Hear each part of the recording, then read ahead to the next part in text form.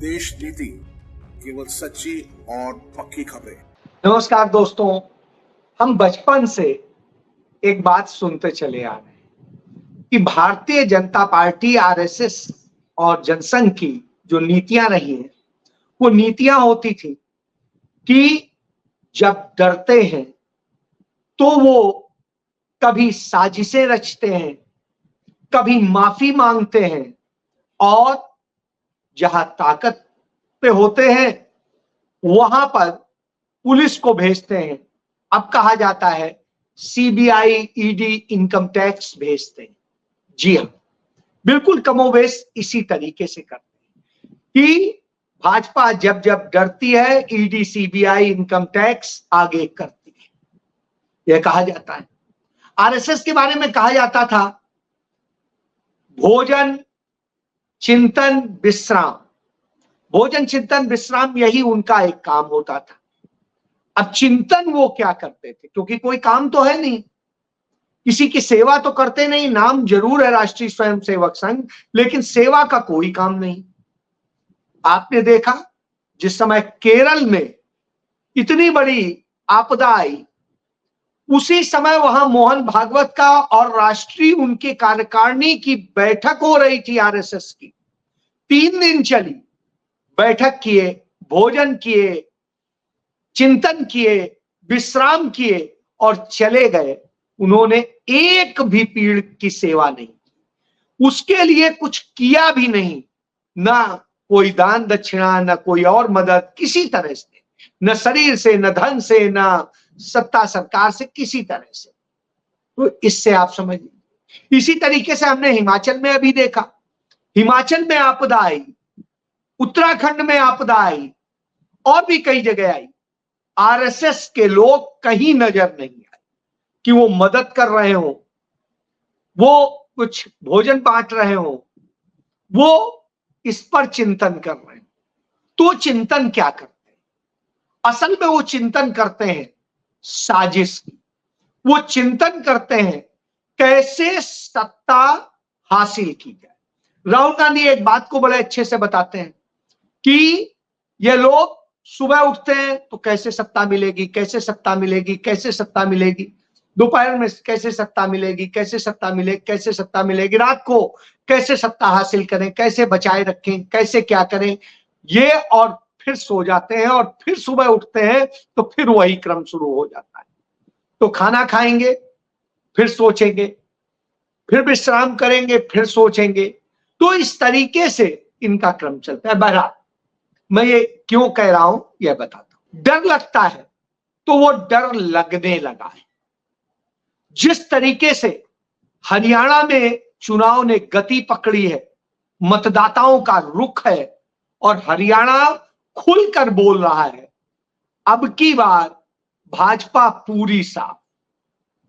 तो जो इस तरीके से हरियाणा में आवाज आ रही है और तमाम जगह भारतीय जनता पार्टी, उनके नेताओं की स्थिति यह नहीं हो रही है कि वो जनता के बीच जा सके, वो जनता के बीच कुछ ऐसा कर सके जिससे जनता उन्हें सराहे, ताली बजाए। नहीं हो पा रहा। आज वो सिर्फ अपने संघी और अपने कुछ सरकारी तंत्र के बदौलत इधर उधर कहीं ना कहीं कुछ कर रहे हैं। जब यह हो रहा हो तो निश्चित रूप से भाजपा के लिए डर लगता है। तो फिर मतदाता क्या कर रहा है?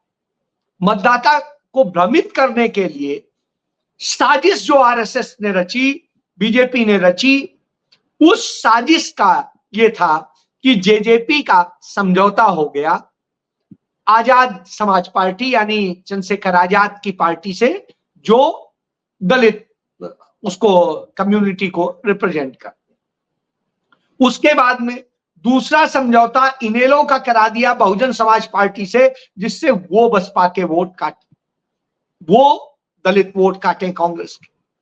और तीसरे छोटे छोटे से जो बने हुए हैं इधर उधर के दल, उन सबको भारतीय जनता पार्टी ने अपने साथ जोड़ लिया, किसी को किसी नाम से, किसी को किसी नाम से। तो इस तरीके से पूरा खेल चल रहा है।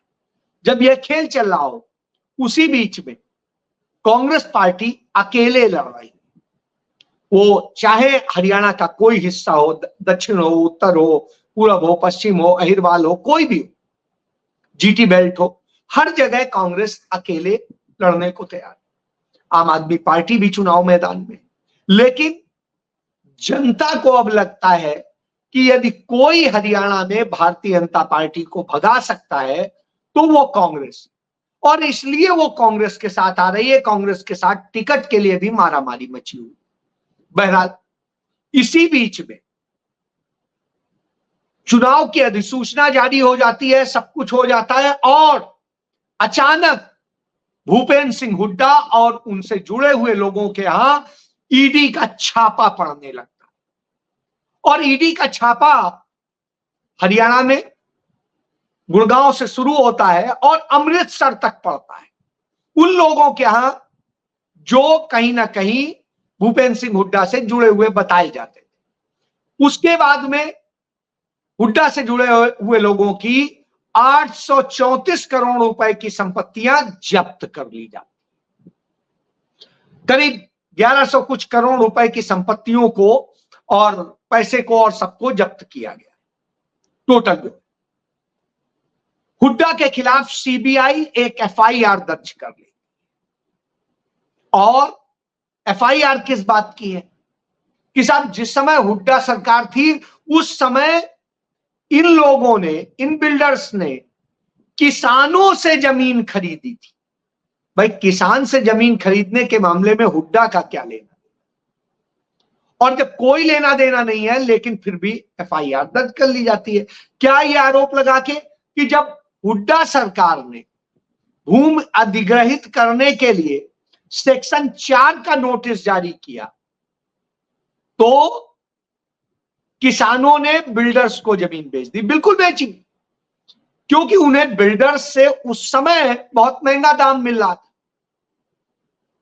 भाई यदि वो जमीन सरकार के पास आती तो भूमि अधिग्रहण का जो नियम था उसके तहत उन्हें सरकारी पैसा मिलता। वो नहीं सरकार को देना चाहते थे, वो उन्हें दे रहे थे।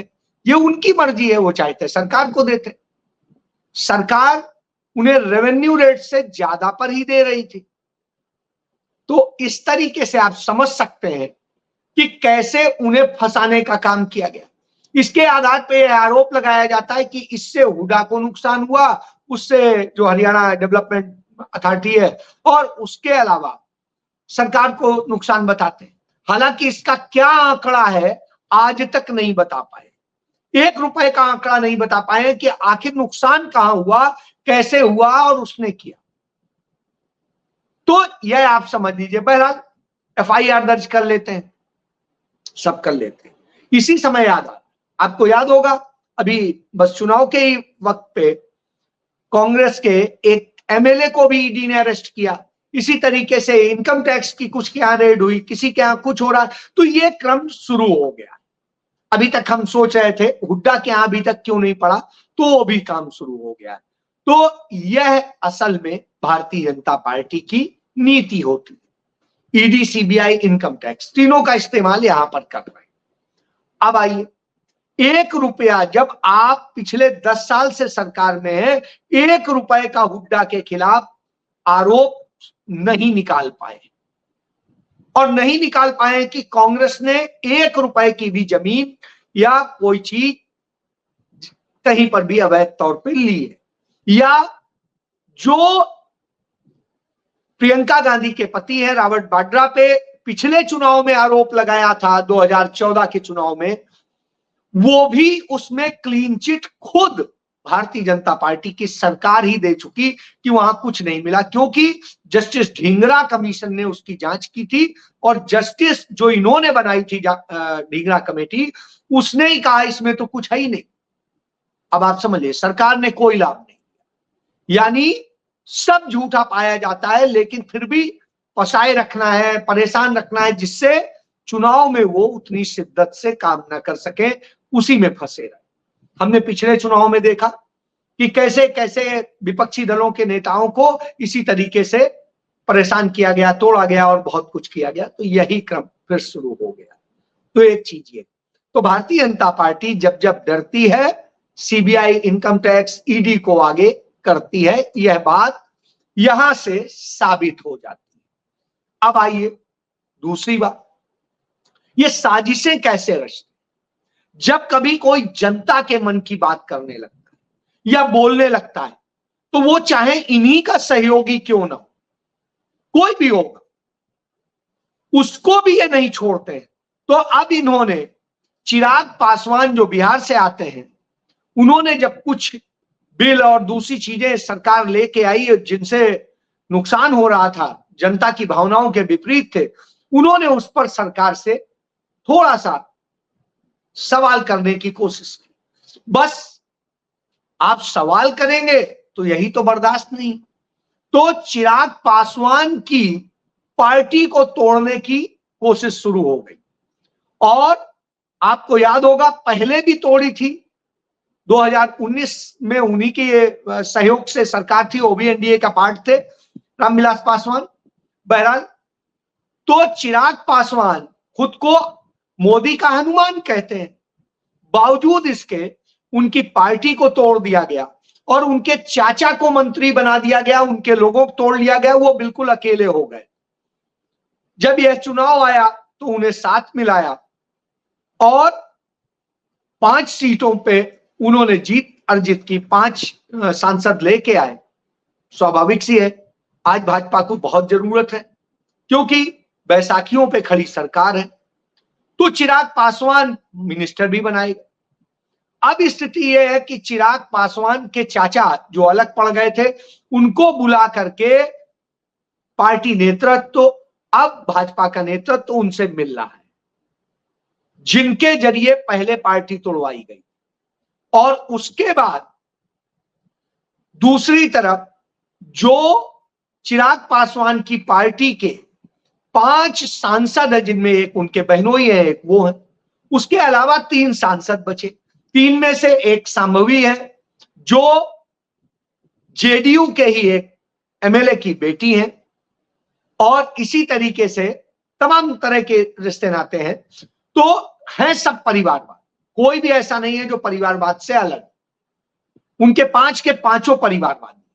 तो बहरहाल वो जितने हैं, तो वो 3 सांसद अभी तोड़े जाने की खबर आ रही है कि उनको तोड़ने का काम शुरू हो गया है। और इस बात को आरजेडी ने उठा भी दिया है कि कैसे अब चिराग पासवान को फिर से तोड़ के खत्म करने का काम चल रहा है। तो यह खेल जेडीयू और बीजेपी के सहयोग से काम चल रहा है। तो यह खेल है, रही एक बात। तो इसीलिए कहा जाता है इनके लोग जब आते हैं तो इसी तरह से करते हैं। इसके बाद जहां भी अच्छा चल रहा होता है उससे इन्हें परेशानी होती है। यह अब आइए, तो अपने सहयोगियों को भी नहीं छोड़ते हैं। यह बात मैं इसलिए कह रहा हूं, तो ये इनकी साजिश का चिंतन है, उसका नतीजा है। अब साजिश का चिंतन का नतीजे को ही एक आगे और देख लेते हैं। ये पंजाब में अकाली दल के साथ रहे, साजिश करी, अकाली दल तोड़ी, और आज अकाली दल के धीरे धीरे धीरे नेता सारे लगभग तोड़ लिए। तो इन्होंने 90% अकाली दल खा लिए। इसी तरीके से आपको याद होगा शिवसेना के साथ हुआ करते थे, और शिवसेना को भी इन्होंने तोड़ दिया और उद्धव ठाकरे से को नकली शिवसेना बना दिया, जो कि असली शिवसेना है। यह हालत करी। इसी तरह से दक्षिण भारत में चले जाइए, एआईडीएमके के साथ, यानी जयललिता के साथ में ये हुआ करते थे। अब इन्होंने जयललिता की पार्टी को भी एक प्रकार से खत्म कर दिया। और यही स्थिति आप देखिए, केसीआर इनका हर बार समर्थन करते थे, अब केसीआर की भी पार्टी ये लगभग खा गए। इसी तरीके से यदि आप देखेंगे तो यही काम जो है चल रहा है आंध्र प्रदेश में। वहां पर जगन रेड्डी की पार्टी इसी तरह खाई जा रही है। उनके 2 राज्यसभा सदस्यों ने इस्तीफा देने का कर दिया, और इसी तरीके से उनका साथ देने वाले नवीन पटनायक की पार्टी भी वो खा चुके हैं।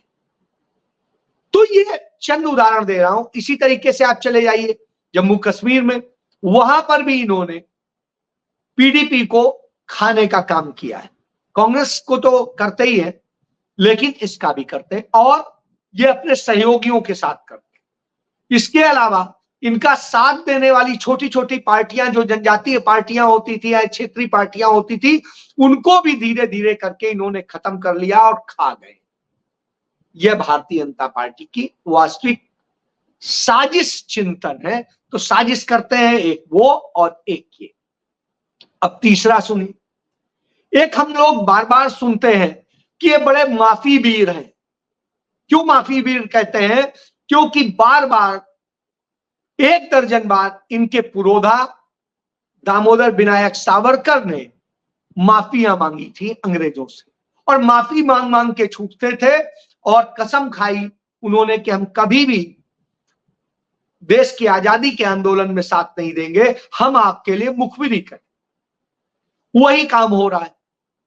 महाराष्ट्र में नरेंद्र मोदी ने 4 दिसंबर 2023 को, यानी 8 महीने पहले, शिवाजी की एक प्रतिमा का उद्घाटन किया था जो 3700 करोड़ की लगी थी। 3700 करोड़।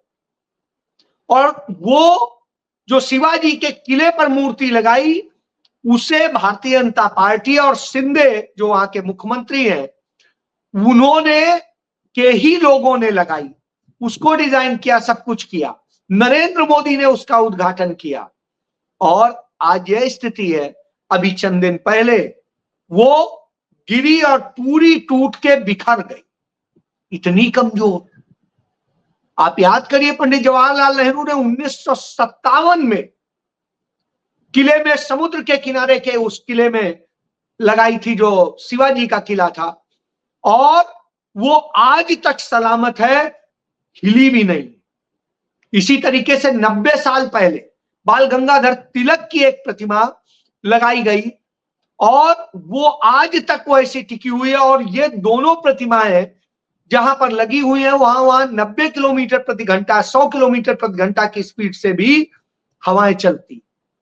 यहां पर तो बहुत ज्यादा चलती हैं, तो 40-50 की स्पीड से चली, इससे ज्यादा नहीं चलती। तो यानी आप समझ लीजिए यह स्थिति है।